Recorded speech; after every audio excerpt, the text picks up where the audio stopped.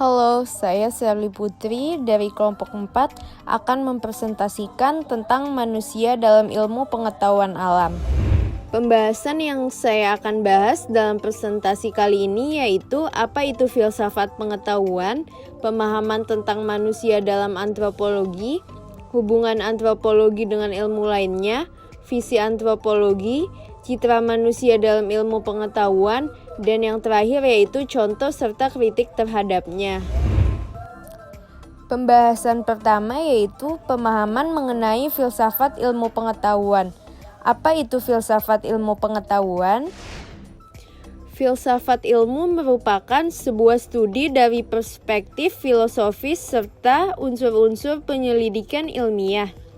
Filsafat ilmu berkaitan dengan semua asumsi, fondasi, metode, implikasi ilmu, dan penggunaan serta manfaat sains.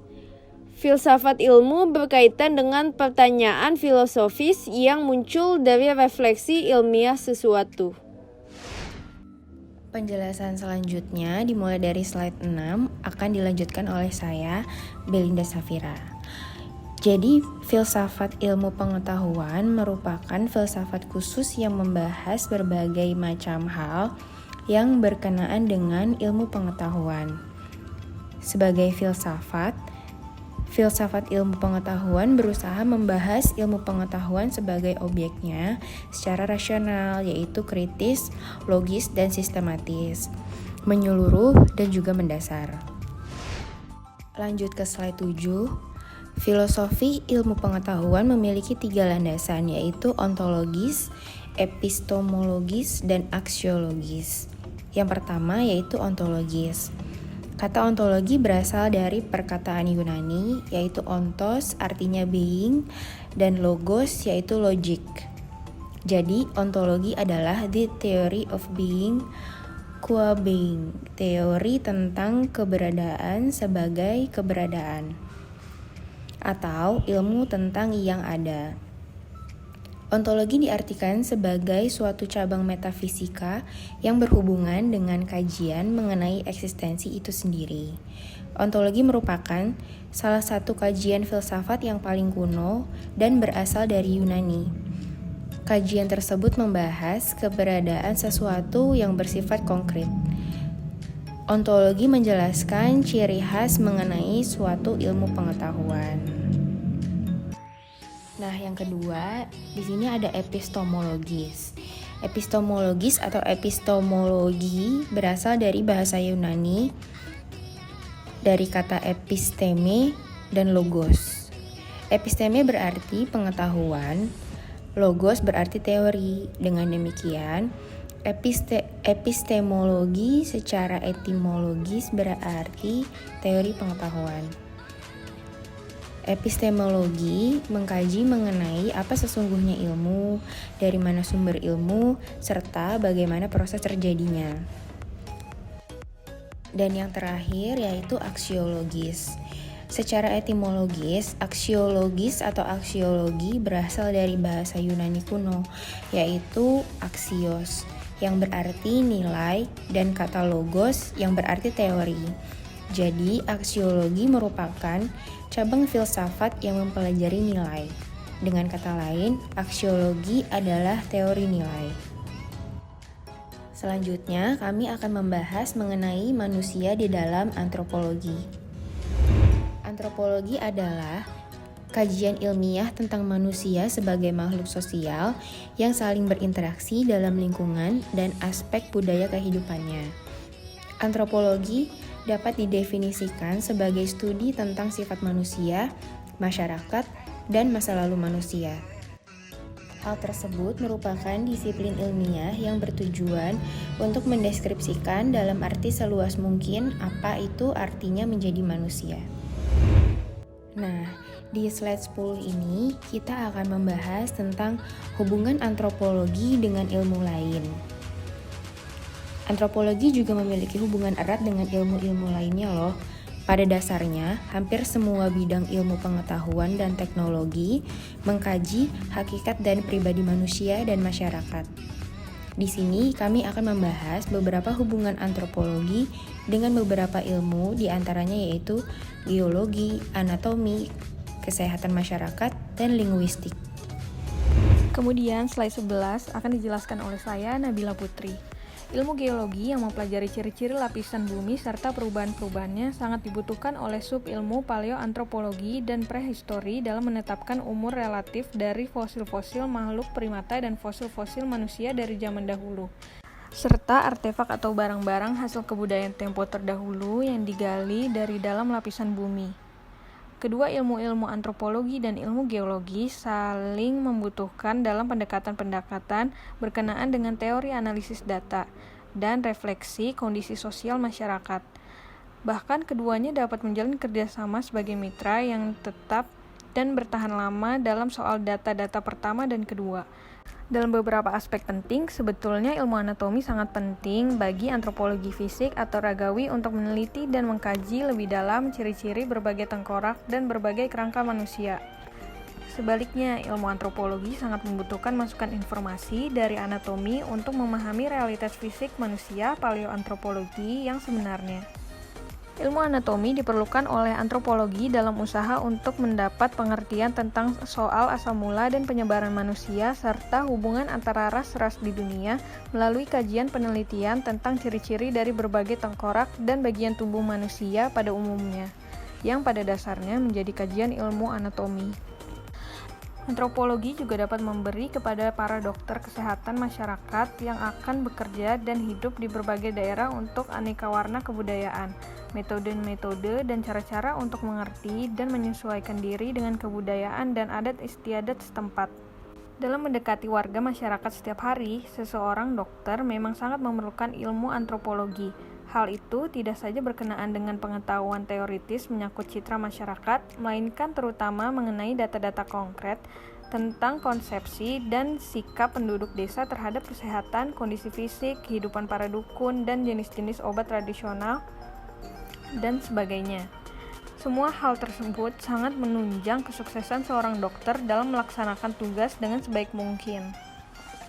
Ilmu linguistik atau ilmu bahasa secara keseluruhan dapat diperlukan oleh ilmu antropologi karena merupakan suatu hal yang mustahil apabila antropologi mengadakan penelitian tanpa mengenal dan memahami bahasa suku bangsa yang akan dilitinya itu. Ilmu linguistik adalah ilmu yang mempelajari segala macam bentuk bahasa secara global dengan konsep-konsep dan metode-metode yang dikembangkan secara lokal. Antropologi, terutama etnolinguistik, membutuhkan data-data dari linguistik untuk mengembangkan teori-teori tentang berbagai asas bahasa. Sebaliknya, ilmu linguistik, terutama linguistik klasik, memerlukan metode-metode serta teori-teori yang dikembangkan etnolinguistik. Selanjutnya, dalam pembahasan ini kami akan menjelaskan mengenai visi antropologi yang terdiri dari holistik dan komprehensif. Suatu pendekatan holistik yang sangat erat kaitannya dengan pendekatan ekologi secara filosofis. Sebagai ilmu, baik ekologi maupun antropologi bersifat holistik. Sebagai prinsip filosofis, holisme hanya mengacu pada asumsi bahwa tidak ada entitas yang kompleks dapat dianggap tidak lebih dari jumlah bagian-bagiannya. Jadi, holisme dalam antropologi adalah asumsi bahwa setiap aspek kehidupan manusia harus dipelajari dengan melihat apa adanya terkait dengan aspek kehidupan manusia lainnya. Dengan kata lain, holisme adalah sinonim untuk relasional tekanan, penekanan pada mempelajari atau hubungan atau di antara semua aspek budaya daripada budaya utuh. Penekanan holistik antropologi juga merupakan alasan utama bahwa ilmu sosiallah yang paling banyak dengan mudah mengadopsi pendekatan ekologi. Bagaimanapun, ekologi mendefinisikan dirinya sebagai studi tentang hubungan antar organisme hidup dan antara organisme hidup dan anorganik lingkungan hidup. Pendekatan holistik dan antropologis hanya mengambil premis yang sama dan menerapkannya pada studi tentang kemanusiaan dan masyarakat manusia. Sedangkan antropologi bersifat komprehensif, memiliki arti bahwa elemen-elemen yang digunakan untuk sebuah perbandingan harus memberi satu pemahaman yang menyeluruh berkenaan dengan kehidupan manusia baik pribadi maupun kelompok. Berdasarkan visi holistik dan komprehensif, maka dapat diketahui bahwa setiap aspek kehidupan saling mempengaruhi satu sama lain. Begitu juga dengan ilmu pengetahuan. Karena keterikatan tersebut, maka tujuan ilmu pengetahuan yang menghormati manusia dan Tuhan akan tercapai. Karena pada dasarnya setiap aspek kehidupan memberi manfaat satu sama lain. Selanjutnya yaitu gambaran manusia di dalam ilmu pengetahuan. Ilmu pengetahuan merupakan kegiatan kognitif dan rasional manusia yang berlangsung dalam suatu proses untuk mencapai tujuan yang diharapkan. Antropologi modern meneruskan apa yang telah dimulai oleh strategi tradisional dari usaha antropologi pada masa-masa lampau. Yang terasa sepanjang sejarah perkembangan ilmu pengetahuan umumnya, ilmu antropologi berupaya untuk membangun sebagai kajian ilmiah tentang manusia dalam bingkai kehidupan sosial dengan membuat perbandingan antar sosialitas yang satu dengan yang lain. Mari kita lanjut ke slide 16 yang akan dibacakan oleh saya, Tania Oktaviana. Filsafat ilmu pengetahuan mengajak manusia atau mahasiswa pada khususnya untuk merefleksikan kegiatan ilmu pengetahuan yang dilakukannya. Dengan filsafat ilmu pengetahuan, diharapkan manusia menyadari dan memahami kegiatan ilmu pengetahuan yang dilakukannya. Filsafat ilmu pengetahuan membimbing kita untuk memikirkan dan merefleksikan kegiatan ilmu pengetahuan yang kita lakukan.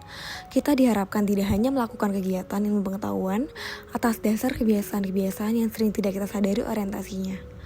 Dengan pemikiran yang rasional, kritis, logis, dan sistematis, diharapkan kita dapat menemukan kejelasan pemahaman tentang ilmu pengetahuan dengan segala unsur-unsurnya, serta arah tujuan kegiatan ilmu pengetahuan yang kita lakukan. Dengan pembahasan ilmu pengetahuan secara menyeluruh dan mendalam, kita berharap memperoleh pemahaman yang utuh dan lengkap tentang ilmu pengetahuan, serta dapat menemukan ciri-ciri hakiki tentang ilmu pengetahuan. Dengan pemahaman yang lengkap dan tepat tentang ilmu pengetahuan tersebut, kita berharap tidak terbelenggu oleh kebenaran semu yang menyesatkan, melainkan memiliki sikap dan tindakan yang bijaksana dalam ikut terlibat melakukan kegiatan ilmu pengetahuan untuk menghasilkan ilmu pengetahuan yang sebenarnya kita terapkan dan kita harapkan. Seorang ilmuwan akan menerima gagasan yang memilah antara realitas pada dirinya dan tampakan, karena ia membedakan antara underlying truth and appearance. Hal ini menunjukkan bahwa ia menerima adanya struktur atau objek di belakang tampakan, namun dengan tegas mengatakan bahwa hanya tampakan atau segala sesuatu yang terekam yang merupakan kunci untuk pemahaman dalam ilmu pengetahuan, yang selebihnya bukan urusan ilmuwan. Setelah hal-hal yang kami bahas sebelumnya, kami di sini ingin mengkritik terhadap salah satu konsep visi antropologi, yaitu konsep holistik. Sesungguhnya pandangan manusia holistik pada awalnya merupakan counterculture terhadap cara pandang parsialistik, positivistik, mekanis, linear, dan reduktif tentang manusia. Pikiran dan gerakan holistik merupakan sebuah filsafat tandingan terhadap perkembangan dan budaya spesialistik dan superspesialistik dalam dunia kesehatan, kedokteran, kesehatan mental, psikologi, teologi, dan ilmu keagamaan di Barat.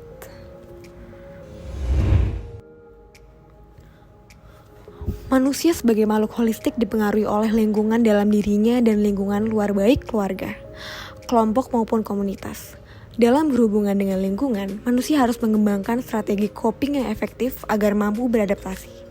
Kegagalan dalam memberi coping yang sesuai dengan ketekanan yang dialami dalam jangka panjang mengakibatkan individu mengalami berbagai macam gangguan mental.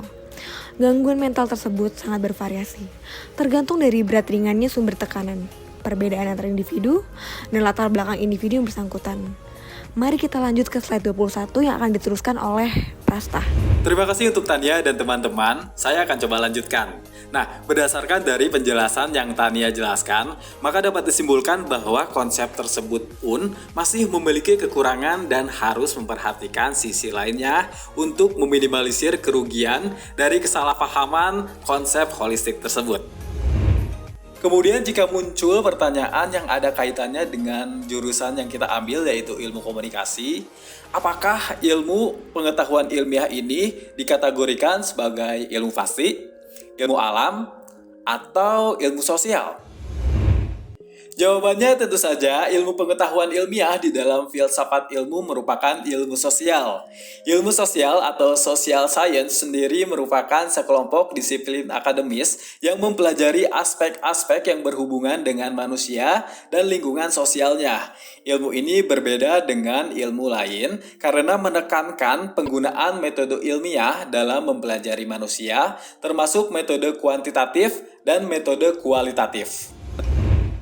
Istilah ini juga termasuk penggambaran penelitian dengan cakupan yang luas dalam berbagai faktor meliputi perilaku dan interaksi manusia pada masa kini dan juga masa lalu. Ilmu pengetahuan ilmiah dalam filsafat ilmu mempelajari aspek-aspek masyarakat secara subjektif dan objektif atau struktural. Selain itu, ilmu ini sangat berkaitan erat dengan sosial masyarakat dan saling berhubungan. Itu sebabnya ilmu pengetahuan ilmiah di dalam filsafat ilmu lebih cocok untuk disebut sebagai ilmu sosial.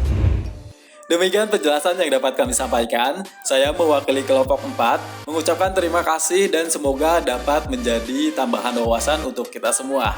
Terima kasih dan sehat selalu Pak Alex.